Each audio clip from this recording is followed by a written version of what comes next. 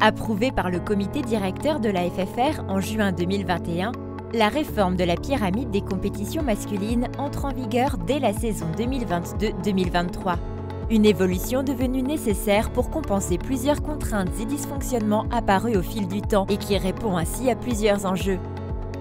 Lisibilité, une pyramide qui permet à chaque club de se situer dans son environnement et de se doter d'un projet clair. Stabilité, avoir enfin une pyramide stable et pérenne sans remettre en cause les formats chaque saison. Cohérence, une pyramide avec des niveaux bien identifiés et un nombre de clubs qui se réduit plus on progresse.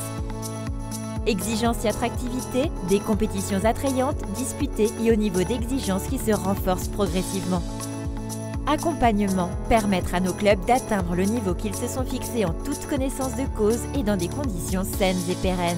Ainsi, à compter de la saison 2022-2023, la pyramide des compétitions comptera 10 niveaux, répartis en 3 grands ensembles désormais clairement identifiés, les compétitions professionnelles, les compétitions nationales et les compétitions amateurs.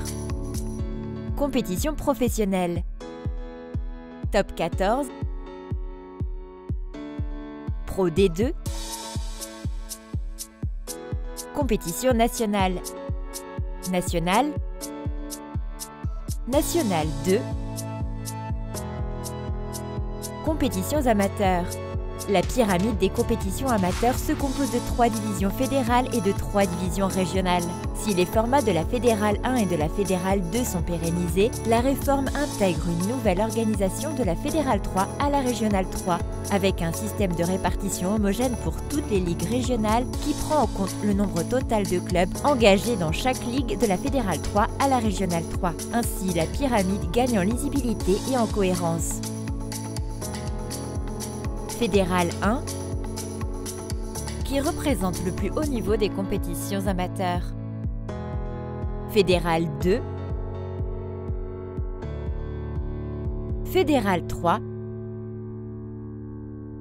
les compétitions régionales, dont le format est déterminé par chaque ligue via leur règlement sportif validé préalablement par la FFR.